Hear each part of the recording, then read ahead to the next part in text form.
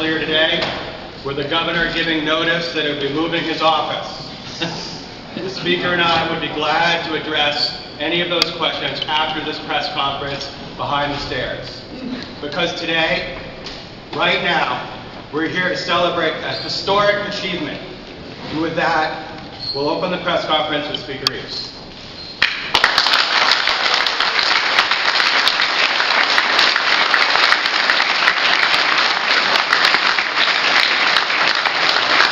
Thank you, President Alfond. Good afternoon, and thank you for joining us. Today, we came here to celebrate a huge accomplishment. The Maine Legislature has passed a bill to make a final payment on Maine's hospital debt and expand health care for tens of thousands of Maine people.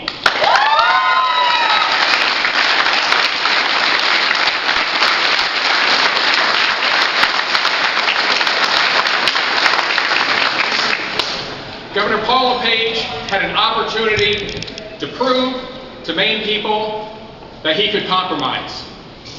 He failed. That he could be a willing partner. He failed. He had an opportunity to show the people of Maine that he could work with the Maine Legislature, and he failed. He had an opportunity to put politics aside and prove that he could come to the table to make a deal where all Maine people benefit. He failed. Governor LePage has failed to pay his bills. In a divided government, you cannot demand all or nothing, and we urge Republicans not to join him in this failure, because they will only hurt the people of Maine. In our bill, the people of Maine win.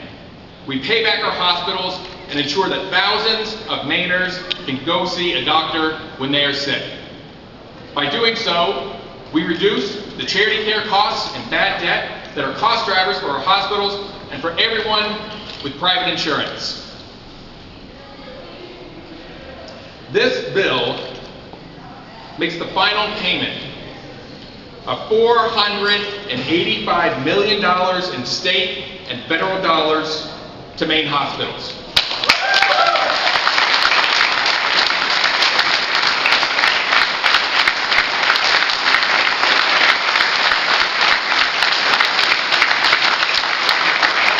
And by accepting these federal dollars, the hospitals will also receive an additional $163 million a year in federal dollars for treating newly insured Maine residents.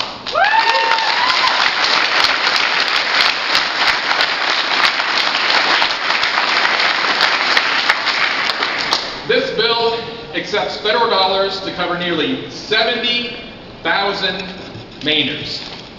70,000 people.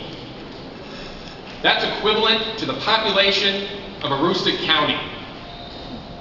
Or another example, combine Somerset County and Piscataquis County together, and you get 70,000 people. We could cut the number of people in Maine without insurance in half. The county-by-county numbers are compelling. In Penobscot County alone, 8,447 people would gain health care, and hospitals would benefit from $31.6 million in economic activity. This is a win for our hospitals, and it is a win for the people of Maine.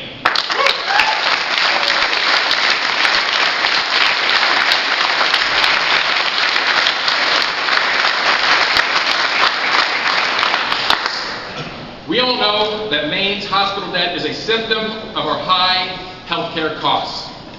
When people without insurance get sick, they end up in the emergency room, where care is often the most costly. The cost of that care is often picked up by hospitals and then passed on to anyone with private insurance. By accepting federal health care dollars to cover more Maine families, we reduce the charity care costs and bad debt that are cost drivers for our hospitals. To do one without the other would leave the job half done. We call on the governor to do the right thing. And with that, President Alfond.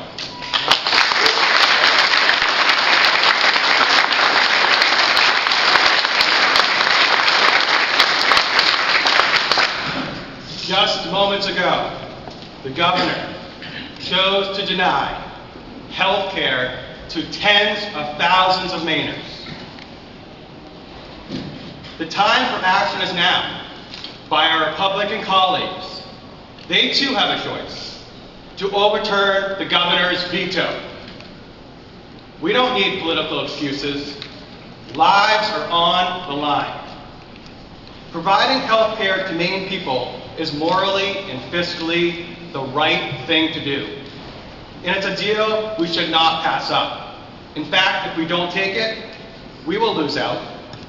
And it's a deal that Republican and Democratic governors across our country have also agreed to, because they know offers like this don't come around very often.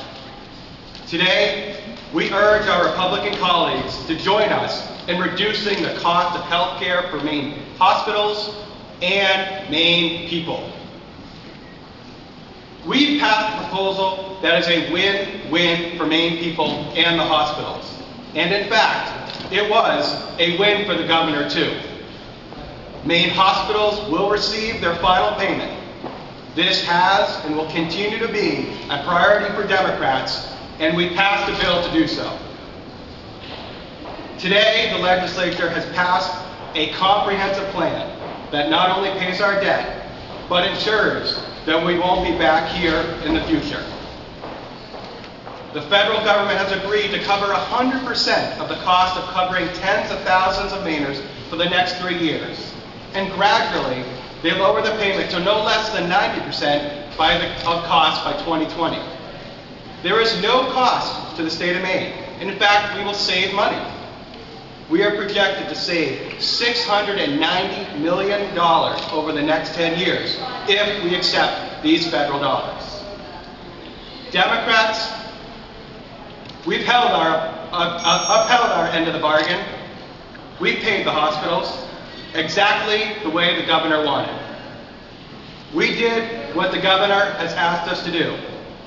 Unfortunately, the governor has broken his promise. Thank you very much.